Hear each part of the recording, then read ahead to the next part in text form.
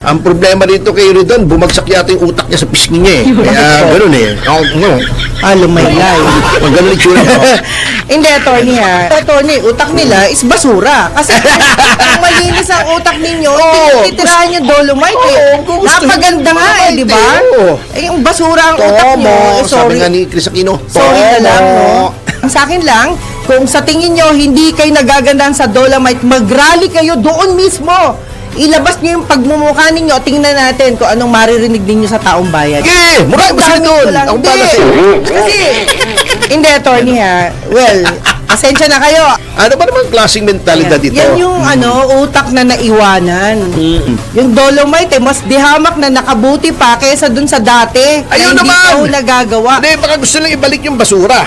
Eh, grabe Sila naman. na lang magbalik ng basura. Hindi. Dapat bigyan natin ng gratitude o pagpapala yung mga taong nakagawa ng maayos. Oo, At kung eh. kayo naman po ay mukhang basura sa inyong kinauupuan, Masyado ka namang harsh. tingnan ho ninyo ang difference noon at ngayon. Yan ho, tingnan ninyo. Eh, baka pati yung Golden Inodoro. Ni Presidente Quirino imbestigahan niyo pa. Ay, grabe naman. So mo, ang maraming nangyayari ngayon sa atin. Yes, Burden opo. Totoo yung yan. pahirap na ginagawa nitong ating mga tiwali. Pero may kawakasan yan, attorney. May kawakasan. At huwag Oo tayong naman, susuko. dapat naman, Opo. oo. Ano man yung marinig nating hindi tama o hindi maganda, siguro talbog sa kanila. Kasi ang totoo, sila ho ang gumagawa ng kasamaan. Hindi naman ho tayo. Oo. Sige po. Pero ito ito magandang mungkahi din ito mula kay dating Senate President at ngayon Senador Chis Escudero. Okay. Kasi sabi niya, di ba, ang daming mga donasyon pag kalamidad. Yes. Pati yung mga calamity fund, di ba, nagmamadali yan, nire-release, di ba, natataranta, Opo. magdadala ng pera. Sabi niya, meron siyang minumungkahi na Donation Transparency Act. Yun. Oo, ano itong Donation Transparency Act na minumungkahi ni Senator Chis Escudero? Ito ay anong tawag dito? Ang purpose nito, naglalayon. Yun ang hinahanap ng word kanina. Na magkaroon ng transparency at accountability sa lahat ng mga dinodonate sa gobyerno sa panahon ng kalamidad. Oo. Ano yung attorney? May resibo pa? Hindi, ito nga kasi siyempre hindi natin masabi at hindi natin maalis dahil nga dito sa flood control. Alam nyo, itong flood control na ito ang epekto nito parang yung Dengvaxia. Natatandaan mo yung Dengvaxia? Opo, yes. Noong ang daming namatay sa Dengvaxia at ngayon nga may mga nakademanda. Kaso mo yung isang nakademanda, si Congresswoman Garin nakabalik sa Kongreso. Pero may pending case po yan. Kami po nagdemanda. Yung Citizens Crime Watch ay nangyari, parang napraning ang mga tao na hindi natin pwedeng pagkatiwalaan ng pamahalaan na nakawin yung ating binibigay dyan. Ayun, Kasi nadamay dinanakaw lahat. yung flood control, damay-damay. Di ba ngayon, ayaw na magpabakuna ng dengue. Oo, O ayaw kaya na. minsan parang Sakit-sakit. outbreak ng dengue. Sabi niya, eto ang mga donasyon. Opo. Either galing sa ibayong dagat o dito lang sa ating bayan ay dapat na magkaroon ng accounting. Ayun. Yan, o dapat Pwede. may report yan. Pwede, Sinong sige. nagbigay, sinong tumanggap, Ayun. saan napunta. Yan. Para transparent. Alam mo yung Office of the Vice President, Opo. maganda yung sistema niya na may resibo kang natatanggap na official. Na ito yung natanggap nyo. At ayaw nila ng cash. Mahirap nga naman yung cash Tama. Gusto nila pagka calamity, yung mga pwedeng Kailangan. gamitin. Tubig, delata, di ba? Mga kumot. Opo. Yan. Yan ang mga gusto nila. Maganda yan, to minimize corruption. At nakalagay dito kung ito ay magiging batas, lahat ng donasyon Opo. ay hindi pwedeng kung saan-saan lamang ideposito o dalhin. Dapat lahat ng donasyon Ayun. ideposito sa bangko sa ilalim ng account ng Bureau of Treasury. Ayan. Yung Treasurer of the Philippines. Meron yan, okay di ba, yan. nakapirma sa pera natin yan kung sinong treasurer, di ba? Iyan ang kasama dyan. At kung ang mga donasyon ay manggagaling sa ibayong dagat, iyan ay dapat na may clearance sa Office of the President.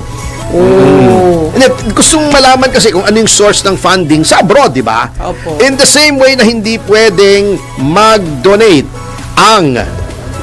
yung mga foreigners sa mga kampanya, siguro may mga konsiderasyon to kung bakit ganito na kailangan na may clearance yung mga foreign donations. Yan. Alam mo, maraming magagandang mungkahi sa ating Kongreso, sa ating when I say Senado. when I say Congress naman, yan naman ang yan ay both kasi ang Congress of the Philippines is composed of two chambers, diba? Kaya bicameral tayo. Yes, sir. The upper chamber or the chamber of the Senate and the Yes. House of Representatives. Ayun. Yan. Tama. So yun po ang nangyayari dito. At eto mamaya ay may ipaliliwanag tayo magandang mungkahi, ano? Sige po. But in the meantime, alam nyo, isang hindi maganda na nakikita ko, baka natatabunan na nitong mga usapin sa ating flood, etc. Bago dinadivert pa Yung kung saan-saan, arrest warrant, pati dolomite. Pambihira naman kayo. Ang problema Nasa flood control lumindol, bumagyo, nasalantang lalawigan ng Cebu, dolomite! Ano ba naman klaseng mentalidad ito? Yan yung utak na naiwanan. Naiwanan sa kung saan. Kasi kung talagang nag-iisip po kayo, hindi ganyan yung mga salita nyo. Oo. Yung dolomite, mas dihamak na nakabuti pa kaysa dun sa dati. Ayun na hindi naman! pa ho nagagawa. Hindi, baka gusto lang ibalik yung basura. Grabe Sila naman. na lang magbalik ng basura. Hindi, Huwag yung na lang akong idamay. Pero attorney, utak nila is basura. Kasi kung malinis ang utak ninyo, hindi nyo titirahan yung dolomite Napaganda nga di ba? Yung basura ang utak nyo, Sabi sorry. nga ni Chris Aquino, Sorry na lang, no? Di bali yung mapintasan na basura, pero yung basurang maayos na pinanggalingan ay tama naman. Alam pero mo, yung basurang utak, mahirap po yun. ang problema dito kay Ridon, bumagsak yata yung utak niya sa pisngi niya Kaya Bakit po? ganun Lumaylay. Ganun yung tsura niya. Hindi, attorney ha. Well, asensya na kayo.